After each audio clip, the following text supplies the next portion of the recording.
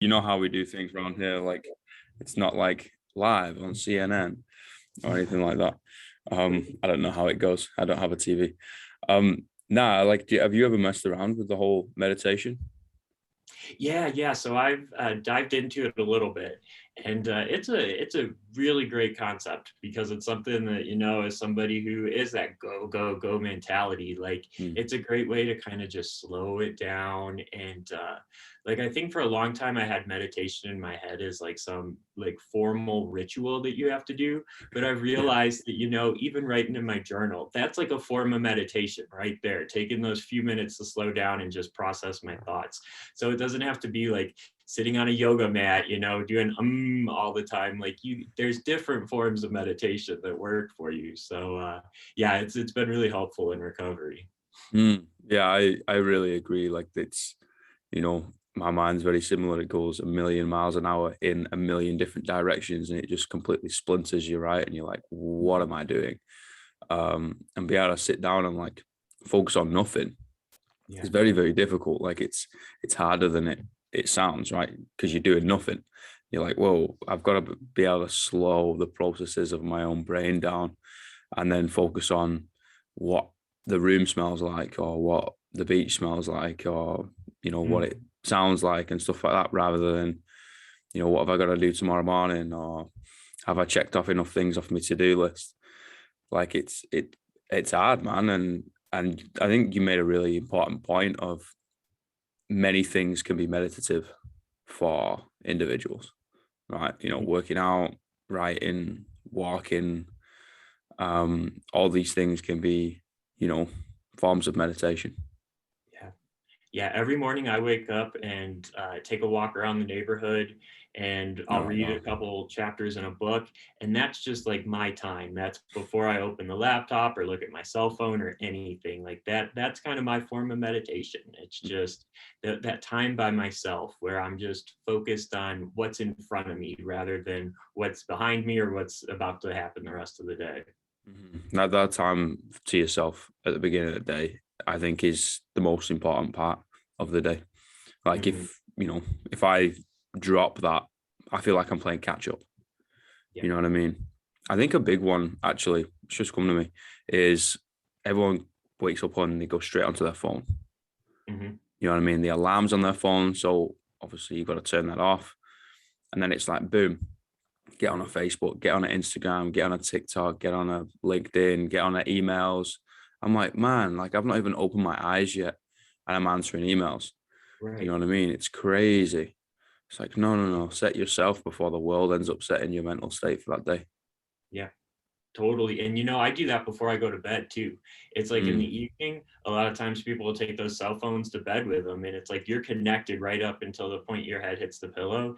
And it's like I try like probably every night around like 7 o'clock, a couple hours before I go to bed, to just put the phone away and to just focus on what's actually happening in my life rather than what's happening on that screen. Because mm, I think it helps me sleep better at night.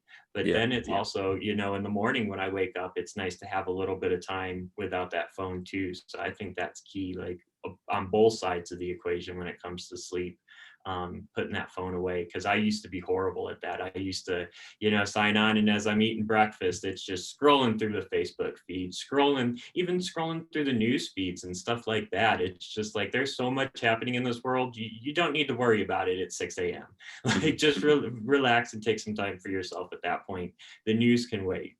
mhm. Yeah, for sure. For Like sure. we Like we me and Rob spoke about it yesterday, of like he came up with the concept of the mental diet, right? And you kind of like you're consuming all these things visually, audially, doesn't matter. Like you want to surround yourself with all that positivity, Mhm. all the things that's going to end up, you know, pouring into your cup rather than draining your cup. And the news is a brilliant example, like negativity makes reactions and reactions sells newspapers, right? Which is Mhm. obviously an old way of putting it, but gets clicks or whatever, they make money these days.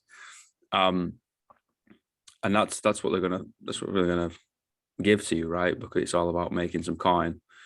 So why put yourself in that position? Why put yourself in a position where I'm just going to be surrounded by, oh, this has happened or that's happened. Oh, okay. Now I'm going to have a pessimistic view on life. Yeah. It's not worth it. It's there's I think about just even the pandemic, Mm, how it's been a horrible time for so many mm, people, and so many people have lost their lives or have gotten sick or lost their jobs. And there's a lot of bad in it, but there's also been things in my personal life that have been great. The mm, pandemic's given me an opportunity to, to heal and to recover from things that I needed to face. And in a way, it's like we take all the negativity from the news and from the world, and we oftentimes like apply it to ourselves. But it's sometimes we can reflect, and even in the darkest times, like there's time of growth, there's time of healing, good things can happen. In the last 2 years or so here have been full of a lot of negativity when it comes to the news. But then I think about my own personal life, and there's been a lot of positive things that have come about too. So it's like realizing that we're just a small part of the world. Like we're not the negative tone that's out there doesn't have to apply to our own personal lives. mm.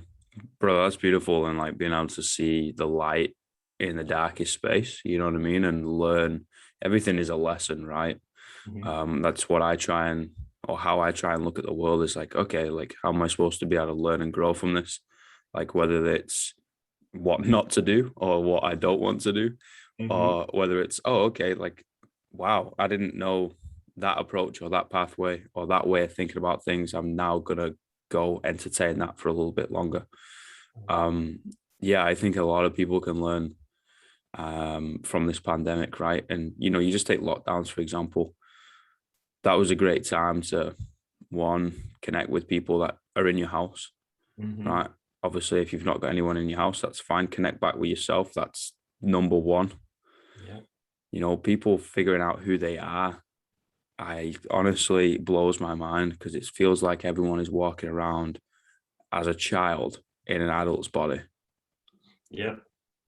Totally, totally. And I'm embracing that inner child in me lately. And it's been a fantastic way to live. It's almost like I feel like in a way I've come full circle Mm, where I've returned to kind of that innocence that you have when you're a child, that kind of carefree mentality where you're not worried about others' expectations or what others think of you.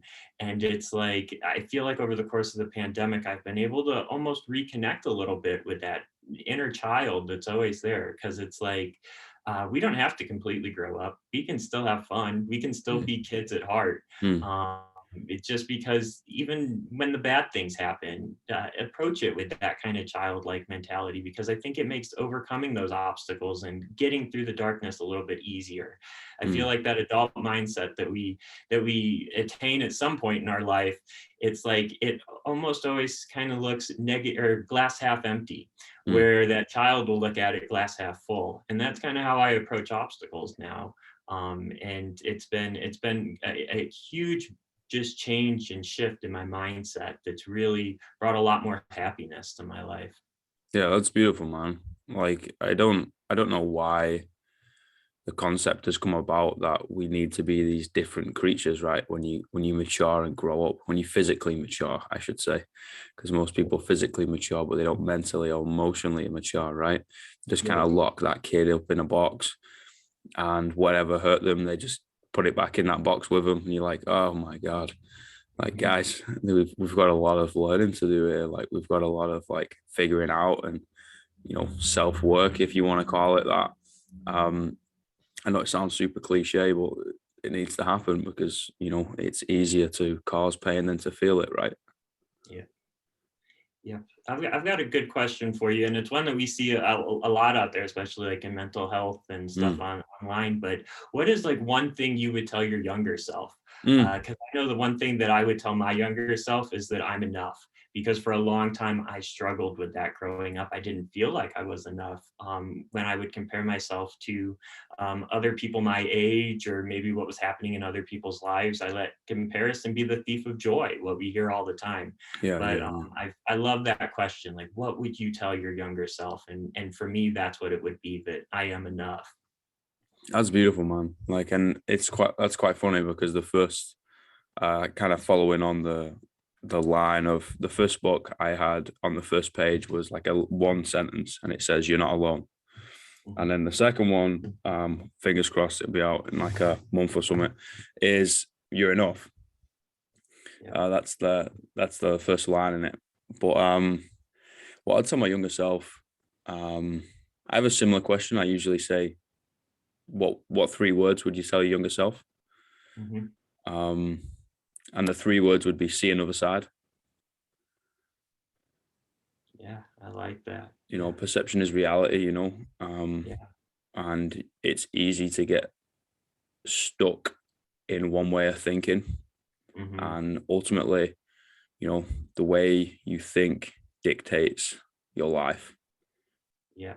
Um, That is powerful because that applies to just all aspects of our lives. And I think mm, of what an amazing world this could be if we all followed that. Like mm, if we all saw things from a different perspective, because it's so often we have this black or white thinking, and it's either right or wrong, yes or no.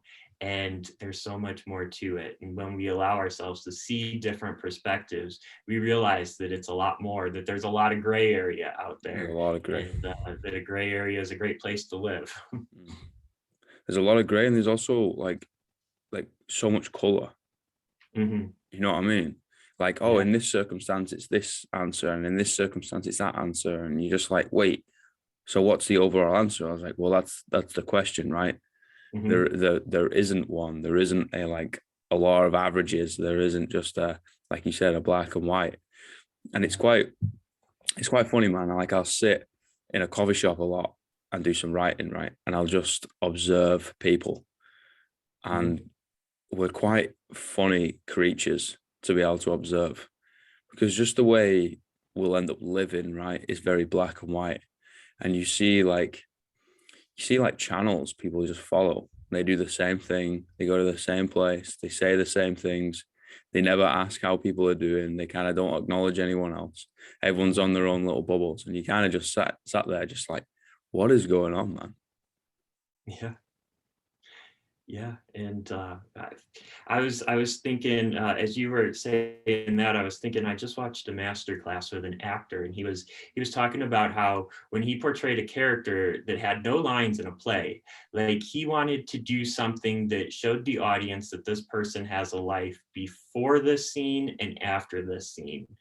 So like he developed a limp for the character to just kind of to add that in, and it made me think about just in real life how we'll oftentimes only think about people when we're observing them, like Mm, when we're interacting with them. And we often forget that they have a backstory and that they have a life going on at the same time.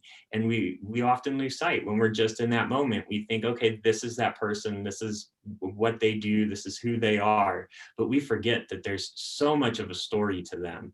And I think it goes back to kind of what you're saying, seeing that other perspective, realizing that other people have these lived experiences that we can learn a lot from. We can really kind of heal ourselves and reflect on ourselves if we allow ourselves to get to know other people's stories. mm. That's it, man. Sharing stories. I think that's what life's about. Life's about Yeah. creating and then sharing stories and being able to learn from one another, right? Yeah, okay, life is long, but also life is short. Like you're not going to be able to do everything in one lifetime. That's not Mhm. going to happen. So, we need to be able to converse or write down the story so then someone else can read it, or talk about the story so someone else can listen to it, or, make a documentary or whatever so they can view it. But it's all about those sharing those stories and learning from one another, and like a give and take, right? Like I kind of came up with an analogy of like we got two hands to give with one and take with another, Mhm. but most people grab with both hands. Yeah. And it's just like, wait, what's going on? Like, how am I supposed to know what it's like in your shoes? Right. Like, I'm not. Like, there is no way on this earth I'm gonna understand that. I might be able to guess and be like 1 in a trillion chance I'm gonna get it right, but then I'm Hmm. still not gonna be able to decipher the feelings that's going on inside of you, because a lot of them are like undefinable. Yeah. I'm like, so it doesn't make any sense. Like it's all about sharing those stories, right? And being able to connect with those people through the stories. And that's what I think life's about. And I think it's beautiful. Totally agree. And it's amazing what happens when you're authentic with somebody else and they reciprocate that then. And that's when the true storytelling kind of happens. Because I know for a long time I lived by lies. I had, made up stories about myself to kind of try to feel better and to shield myself from the pain and the hurt that was actually happening inside.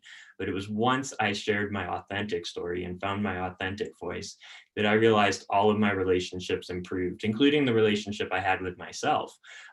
Just because I was being authentic, I found that others and those around me were being authentic as well. And it was just a really, really eye-opening experience. I mean, just take a conversation, for example, like if someone comes up to you and gives you some honesty, you're like, okay, here's what it is. Like you're gonna respect that, right? And you're gonna meet them halfway. You're gonna be like, okay, like I'll meet you with some honesty too. And that's exactly what it's all about, like what you just said, rather than, oh, I'm going to create this fictional character, so then you're going to like me more. And you're either going to go one of two ways. You'll go down the same rabbit hole and you'll create some fictional character, so I like you more. Or you'll be like, oh, fuck this guy. Like, I'm out. I don't want to play this game. Like, we're not going to connect because you're stuck in a Disney fairy tale and life ain't like that, pal. Right. Yeah. Yep. Totally. And I think that's why it's important what we're doing and having these authentic, open conversations, because it's letting other guys out there know that it's okay to talk about this stuff, that you don't have to come up with that fictionalized character, because oftentimes they do just come across being a jackass. I know that's kind of probably how I portrayed myself for a long time, but it was because I was hiding that insecurity and that self-doubt that I had inside. And I can say from personal experience, it's a lot less exhausting interacting with people and being authentic than it is trying to be somebody else, trying to be a character. Oh yeah, man. Oh yeah. Because then you've got to come up with all the wisdom, right? So Yeah. if I turn around and was just like, you know what, Jason, nah, I'm not doing good because of X, Y, and Z and blah, blah, blah, blah.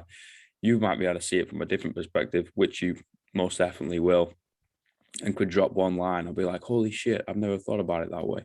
Okay. And then I'll go off and, meditate over it or think about it for the next week or so. And I'll be like, you know what? Yeah, he's right. Okay, maybe I'm going to start approaching it that way. Yep. I think that's key. I like how you said, come back to it in a week or so. Like we're so often, we want to make decisions right away. We live in just a very fast world. And sometimes these things require that time to meditate and to think things through. And I think that's why going back to what we were talking about at the beginning is so important. Just, taking that time to meditate and to reflect, and that a lot of the changes and growth that I've experienced have to take, of course, over a period of time. They can't just happen overnight. Even though it seems like everything else in this world happens overnight, like what the changes that can happen in somebody's life, they take time, and you got to let them happen on their own. That's it, man. And like healing takes time, right? And growing takes time. Building takes time. Rome wasn't built in a day, but they were laying bricks every hour, But rest is still a part of that journey, and being able to just like, file it away, so to speak. Know where it is. Don't just like, cover it up and be like, it's all good, and then run off into the sunset like a happy ending. But filing it away and be like, you know what, I'm going to get to this when I've got time and energy to. That's definitely what I do, man. Like I usually disappear. I'll go live in my car, go live in a tent, go live in a van, whatever, and I'll just kind of drive around, drop off the grid, delete everything from my phone, and it's kind of just like, all right, have a fist fight with myself, whatever I've like stored away for the year, the past week, it doesn't matter, kind of pull them out and have a fight with those things and make sense of them and purposely send yourself a little bit crazy in the meantime, which I wouldn't say, oh yeah, everyone go send themselves mental, but that's just something that works for me. Yeah. Yeah, I agree with you on the driving part. To me, that is a huge time for me to kind of meditate almost in a sense. That I like to get out on the back roads here where, there's not a lot of traffic and it's just me and it's just, alone with my thoughts. And I Mm, think that's a time where I've worked out a lot of solutions over the years. Even when I was going through some of my dark times, I would hop in the car and drive mm, because I just needed to physically get myself out of a situation in order to mentally connect with myself.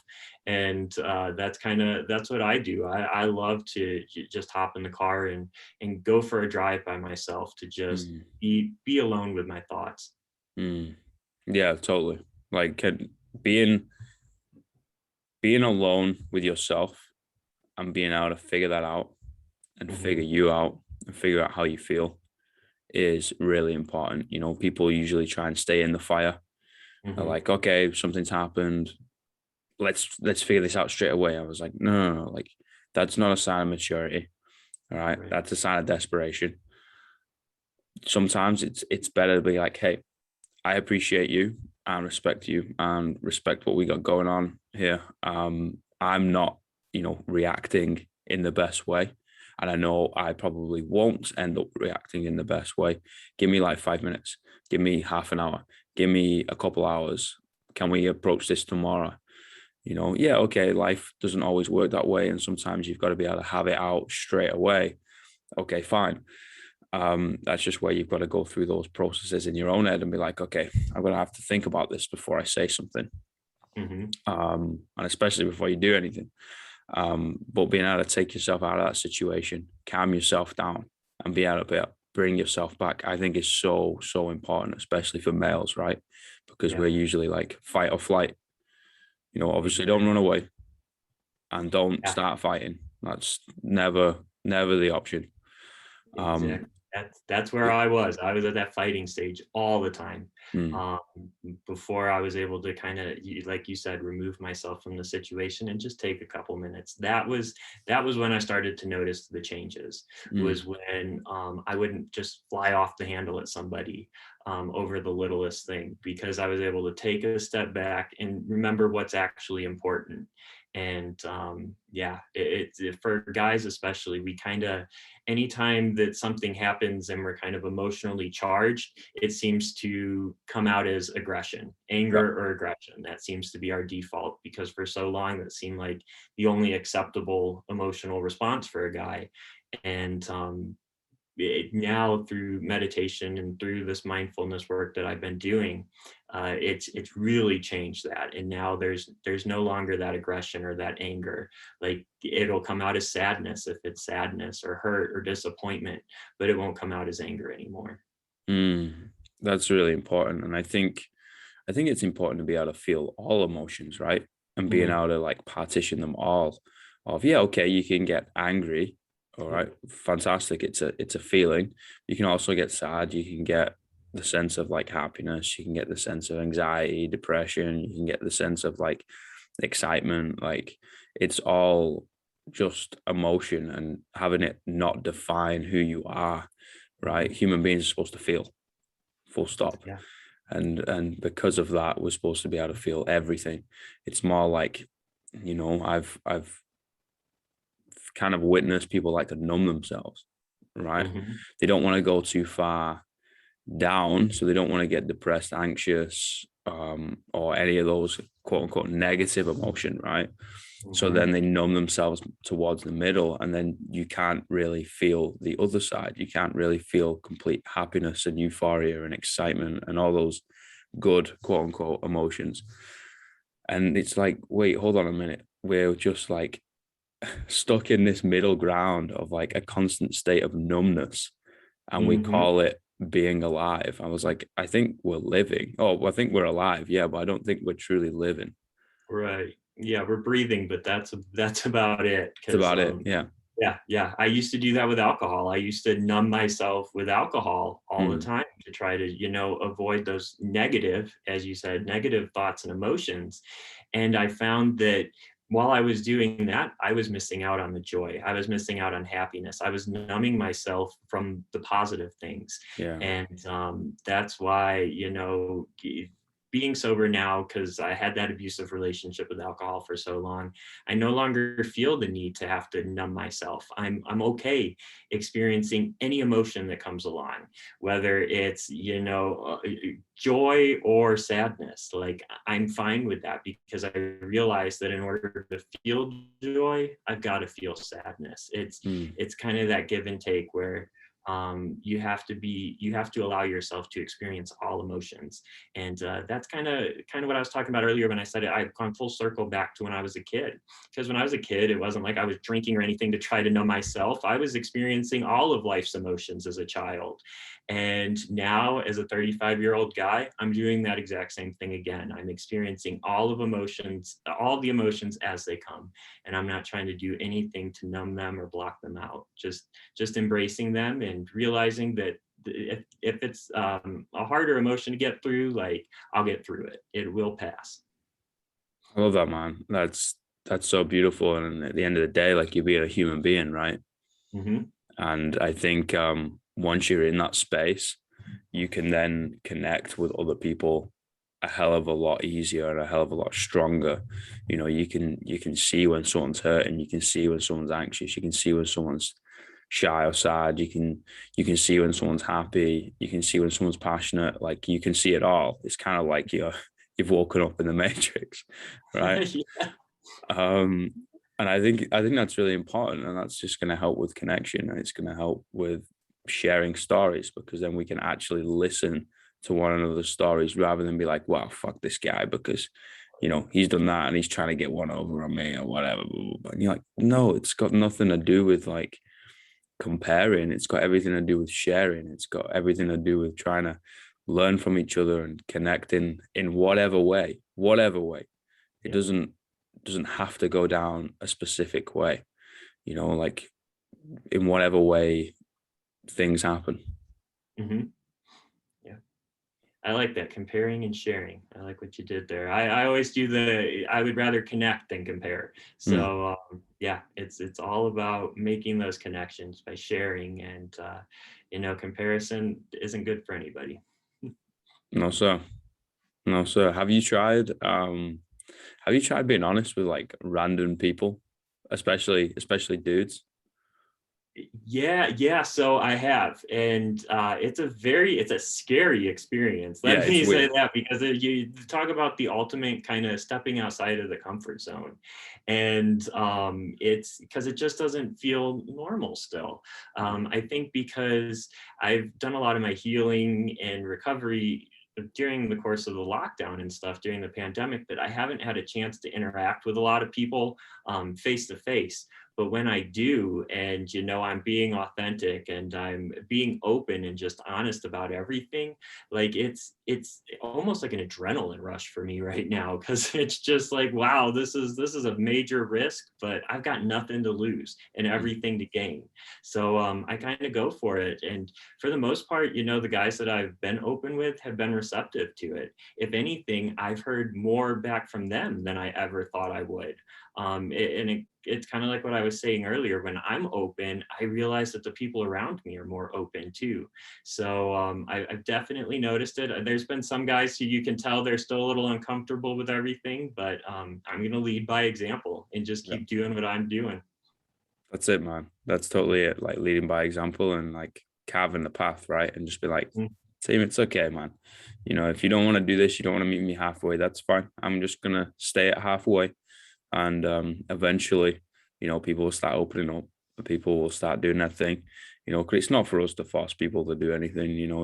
It's their own journey. They got to do it themselves. Self work means Yep. you've got to do it yourself, right? I can't like pull you there, and you can't pull me there. You've got to be able to do these things on your own, which makes it more rewardable, right? Mhm. Yep, everybody's got their own journey, their own story, Mm, and I'll share my story, and they can take the bits and pieces out of it that might help them with their own. But at mm, the end of the day, I can't be like, do X, Y, Z, and you're going to be healed or you're going to mm, recover, because it just doesn't work like that. We're also individual. But that's the last thing I'd ever want to do, is try to force somebody to open up when they're not ready to.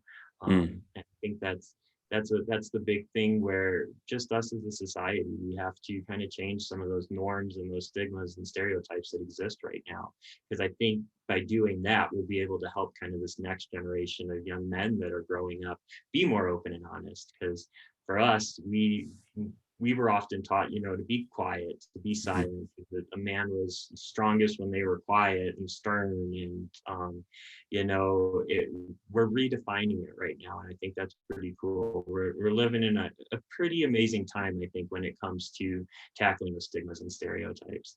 Seen but not heard is Yeah. what I was always kind of, I don't want to say told. I was kind of just like paired with it. It was like, oh, he's always seen, not heard, Hmm. and then you kind of observe how people react to that statement, and you're like, oh, okay, cool. Like that's obviously what I need to do, is to be seen but not heard, Yeah. because I mean, fuck, that even broke a memory of like growing up. I was like, okay, cool. Like, yeah, you can hurt me physically, but you'll never be able to hurt me mentally because you don't know what's going on. I won't tell Hmm. you, and I'm like a kid, and Yep. I'm thinking that, and I'm saying that to people. Did I ever tell you about the time I got stung by a bee in second grade? I don't think Yeah, I I think you did. did. Yeah, where I got stung and I hid it because I didn't want anybody else to know that I was in pain. And it's Yeah, like that went back to second grade. Like at that point, I already had that thought in my head where, guys just couldn't express any pain, whether it be physical or emotional. Like we just had to act tough. that's insane. Yeah. That's insane. I mean, if anything, that's gonna highlight there is an issue, or Hmm. is someone's having this thought, a child is having this thought in second grade, right? Yeah. Not an adult, not a fucking 15-year-old, not even a 12-year-old, Right. like at 7 or 8 years old. Yeah. 7 or 8. We do the same thing with like body shaming and all that type of stuff, right? We go, okay, why is a 7, 8, 6, 9, 10-year-old, even 12-year-old thinking about like how they look? They Right. shouldn't. They should be out messing around, playing, obviously getting some good guidance about what to eat, and because obviously it should be cooked for them at fucking Hmm. 7, 8, 9. Um, and just kind of living life. And Right. genetics will do what it's going to do. And Hmm. eventually, when they get older, okay, cool, we can teach you about some things, and you can start like messing around with some things if you want to. But nah, like kids shouldn't be in this position where like, oh, I want to look like this. You're like, wait, hold on. No, no, no. Be a child. Yeah. And Just it's have the fun. same thing. Like, no, no, no. You shouldn't be thinking this. Be a child. Right. Right. We always tell kids when it comes to professions that they can grow up to do whatever they want. Well, we should Mm. have that same philosophy around everything about them. They should just be able to grow up and be themselves. They shouldn't have to grow up and fit some mold that society tries to form for them on, what's the perfect way to look or the perfect way to eat or any of that. I think human beings fear the unknown. Hmm. I think that comes into it a lot, especially from a parental standpoint, Hmm. um, of like, oh, I don't know, Yeah. so I'm going to fear that, so I'm going to beat it into two make believe lines, so I know where it is. Hmm. You know what I mean? I'm like, no, no, like, do you know what's going to happen tomorrow? Do you know for certain that you're going to wake up in the morning? Exactly. It's like everything's unknown, man. Like there's a Hmm. risk everywhere. Our most accurate theories in the world are in fact theories, Yep. right? Things that we call fact, we will never know to be 100% certain, Hmm. which blows my mind. I think people need to take that and apply it to everything in life. I was like, wow, the only thing certain is what's already gone Yep. and what's been done. Right. And then obviously memories start playing into the fact of like, oh, was it this or was it that? I was like, I can't remember. Hmm. Um, but I think it's just like live and let live, man. Right. And for a long time, that used to scare me. The thought of Mm. doing that was very scary because I'm very much a control person. I've got to try to control as much as I can. And now I'm finding beauty in it. Like I kind of like that we don't always know. I think that's one of the things that make this life so beautiful. Because I think if we knew what was going to happen next all the time, it wouldn't be that exciting. Boring, And there right? would be things that we'd be sitting here dreading. Yeah. But we can't live like that. We have to be able to just live and enjoy the experience. Mm. And how arrogant must we be as a human race to believe that we can control everything? Right. I was like, we are the dumbest species on this planet, man. Okay, fine, there's some diseases that we've cured, and we're planning on sending people to bloody Mars. We put boots on the moon. We've created these technologies. Fantastic. You're intelligent, but that doesn't make you clever. That doesn't make you emotionally intelligent. That doesn't make you understand the workings of species and life in general, right? Everything and anything intertwined. It's like, no, it doesn't make any sense. Yeah. See, I would love to have those types of courses in school. Like we so often learn about all these other things in school, but we don't actually get to learn how to live our lives in school. And Mm, there's just not that structure out there right now.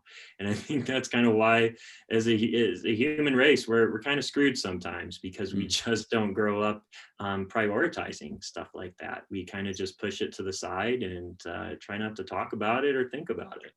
Well, we prioritize exams over ethics, right? Mhm. And it's quite strange, especially like I'll meet a lot of people that are very, very, very intelligent in the academic sense, right? They've got a lot of pieces of paper. They were able to wake up and go to a 9 a.m. lecture. They were able to pass exams. I'm not taking anything away from them. I think that's fantastic. Like I did not do that. I don't want to say I can't do that. I very, very struggle doing that, and I wouldn't be as successful as they are. That's just not how my brain works. Mhm. Um, but at the same time, like they've got zero common sense. Their interactions with people is like surface level, if that. And I'm Mhm. like, what's going on with you, man? Like, how can you not understand? How can you not like see this person? It's like you're interacting with like a force field around you, which is this tiny little bubble that you're sat in. I was like, see the other person, hear them. I don't understand. But you get those different types of people that are book smart and street smart, right? Yep. Oh yeah. Case in point right here. I was, the straight A student in high school and all growing up and stuff. And I was like, oh, I'm going to take this world by storm when I graduate and blah, blah, blah. I fell flat on my face because I was not prepared for it. I had that surface level connection with people and I wasn't emotionally intelligent and I hit a lot of the pain and the insecurities and I made a lot of bad choices and I allowed those to kind of define who I was. And I realized very quickly that all that stuff I'd learned in school, those straight A's, they meant nothing in the real world. It was that lived experience and that deep connection and emotional intelligence. Those were the things that were going to, define who I was and, if I was going to be successful in life. It Mm-hmm. wasn't going to be, did I get an A+ on that math test in second grade? Like it wasn't that type of stuff. So I was that person. I thought, I got the whole world in front of me, but a grade point average does nothing in the real world. Fuck no, man. Like it helps with your pub quizzes, you know what I mean? Like you can Mhm. retain a little bit more information up there in the noggin, but being able to have like social interaction is crazy. And I think it's a skill that needs to be refined every single day, right? Yeah. And especially being in front of people coaching, and you're just like, wow, my God, like what is going on? Like I'm supposed to know these people and I've been coaching them for X amount of time. And I would bet my bottom dollar I know these people. And they come in and they're different. You're like, what is going on in your life right now? And you just obviously you're not you're not at the front saying that, but you're like, Yeah. okay, cool. I need to be able to decipher these messages that they're sending by body language, by verbal communication, by whatever, and being able to break these people down and help them Hmm. and communicate with them effectively. Right? I think effective communication is something that's not taught. Definitely, is something that most of us have no idea about, but it's something so important. Yep. I graduated college with a degree in communication. And again, I thought, okay, I'm going to be really good at communicating. I've learned more in the last year and a half or so since I started this recovery and healing journey than I ever learned at university. Wow. Like, you learn so much more about effective communication when you go out and you have those personal, authentic conversations. And that can't be taught in school. That's something that you do in your personal life with the people around you. And for me, I started with strangers because it was easier talking to strangers, because I felt like I didn't have anything to lose. And then once I got comfortable being authentic around strangers, that's when I expanded it to my friends and my family and those in my inner circle, because I felt like I had a little bit more of a risk there. So it was like I practiced with strangers and sharing my story through my blog and stuff. And now I've been able to kind of bring that into my personal life and to those that are closest with me. That's fascinating. Like I went the other way. Yeah. Right. Yeah, that's fascinating how you went with strangers first. Have you tried to do it in person? Yeah. Yeah. And in person, it's the same way. For me, it's a lot easier to be Wow. myself around strangers than it is around the people who have known me for so long. And I think some of that might be because for so long I hid who I truly was and I kind of lived behind a mask. So in a way, I feel like the people that are in my life, I worry that they might see me as a fraud or that they might see me as a liar because they've seen these other sides of me. Whereas strangers in person, they don't know anything about me. So I get to kind of define who I am when I make that first interaction with them. And now I make sure that it's an authentic interaction that I have. So yeah, I guess I did it a little bit backwards than a lot of people, because you're not the first person I've talked to who said, I did it the other way around. But for me, for some reason, it was easier the other way. There's a lot of strength in that, man. Like, and that's really commendable to be able to do that and walk up to a stranger and be like, you know what? Nah, this is who I am. Mhm. These are the cards that I'm holding in my hand, and someone, who's the barista making the coffee. Like, how are you, man? You're like, you know what? Shit. How are you? Even if it's literally that, you know what? I'm not doing too great at the moment, or struggling, or overworked, burnt out. Whatever it is, it doesn't have to be a completely okay. Like, here's everything that's ever hurt me. Right. And unloading on that person, because that's another thing, right? You've unloading on people is rough on the receiving end, and you Mhm. need to make sure that it's welcomed rather than just like, oh, here's all my problems. You're like, holy shit, okay, I'm not gonna have interactions with this person again because they just like verbal diarrhea on me and don't give me Yeah. a chance to speak. But Yeah. kind of And unloading on those unless they're my strangers. therapist, I'm not going to unload Yeah. everything on them, because that's just the respectful thing to do, I think. But yeah, kind of giving them that glimpse and just letting them know how I'm doing. But yeah, I don't have to give them the whole background on my life or my story or what's happening at this current time. If they want that, they can read my book, I guess. But Fuck yeah. yeah. Go on, give it a little drop. What's gonna Oh happen yeah. in the So yeah, Starving for Survival, my memoir, just kind of about my whole journey from, my battle with an eating disorder and anxiety and OCD to losing my parents and falling out with my family at a young age. Just all of that. I finally got the whole story out there. With the blog, I've been able to do it in bits and pieces, but I'm looking forward to the memoir coming out in January.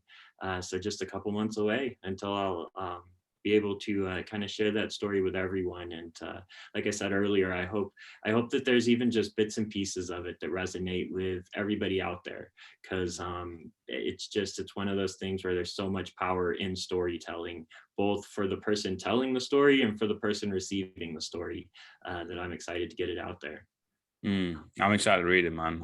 I can't wait. Like I said, it popped in my mind a few weeks back, and I was like, oh yeah, I wonder if he's completed it. I'm gonna Yeah. have to double check. It's ready. A couple more days and I'll have a physical copy in my hand, and that's when it will really seem real, because it's been a year in the works, and of course, I guess technically it's been 35 years in the works, because my story's been going on quite a while. But yeah, I'm excited. That's it, man. You need to be able to live a life worth writing about, right? Yeah. So, people, oh, how do I do this? Blah, blah, blah. I was like, first of all, man, it's just living. Mhm. Go do your thing. Like, go figure this thing out, go fail, fuck up, and then figure it out. And then eventually you'll be like, you know what? All that was garbage. I'll drop that. But these were a couple of good points. And then you know what? That's just a wicked story to tell. And then you Yeah. can start having those conversations or writing it down. Wouldn't it be awesome if, like, instead of obituaries when we pass away, we each have a memoir? Like, I Mm, think that would be pretty cool to go back and like read all these people's stories, because everybody's got a story to tell. So mm. that would be pretty awesome. Maybe we do it. Maybe we start it. Yeah, we'll start a new trend. Start. Yeah. Unfortunately, we need to, pass away to start it. So, fingers crossed. That's going to be for a long time. Yeah, that'll be a long time in the future, but I guess I've already got mine ready, so I'll just Yeah. add a second addition to it. Yeah. That's it, man. You're going to need another like 70 years on top of that. Yeah. Brother, I appreciate your time again, man. I'm gonna have to shoot because I got coaching, but I really, really appreciate your time. Like I always get so much from our conversations. Absolutely. Yeah. I I love these conversations, and I can't wait to have another one with you. thank you, brother. Like you know where I am if you ever can leave the country with all the borders and stuff. And definitely hit me up with that book. Absolutely. Yeah. I'll be sending one your way. And yeah, as soon as they let me, I'll head out your way. So Perfect. yeah, sounds good. Awesome, man. All right, take it easy, Take care. brother. See you later.